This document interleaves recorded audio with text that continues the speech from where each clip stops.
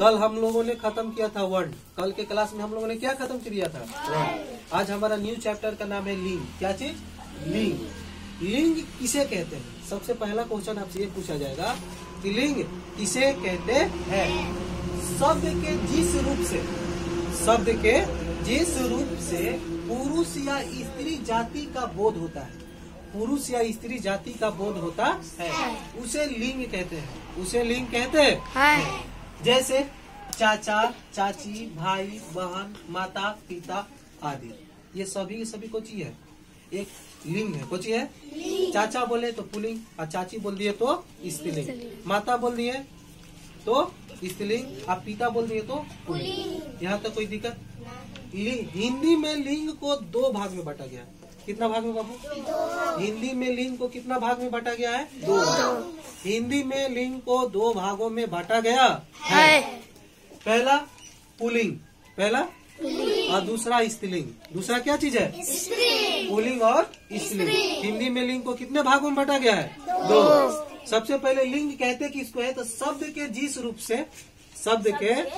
रूप से पुरुष या स्त्री जाति का बोध होता है, पुरुष या स्त्री जाति का बोध होता है, उसे लिंग कहते हैं। क्या कहते हैं? जैसे चाचा, चाची, भाई, बहन, माता, पिता आदि। हिंदी में लिंग को 2 भाग में बांटा गया। कितना भाग में? 2 भाग में। हिंदी में लिंग को 2 भागों में बांटा गया है। पहला पुल्लिंग और दूसरा स्त्रीलिंग। पुल्लिंग किसे कहते हैं?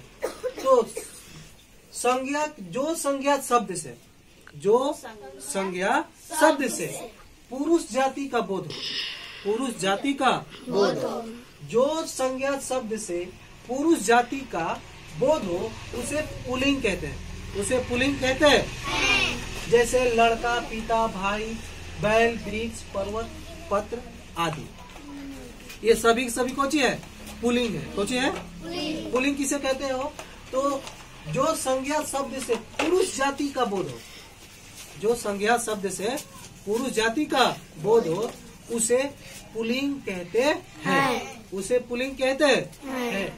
जैसे लड़का, पिता, भाई, बैल, वृक्ष, पत्र, पर्वत आदि, ये सभी के सभी कोची है? पुल्लिंग। फिर दूसरा थे स्त्रीलिंग। कोची?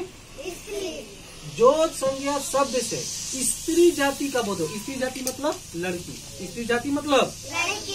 जो संज्ञा शब्द से स्त्री जाति का बोध हो, उसे स्त्रीलिंग कहते हैं। क्या कहते हैं?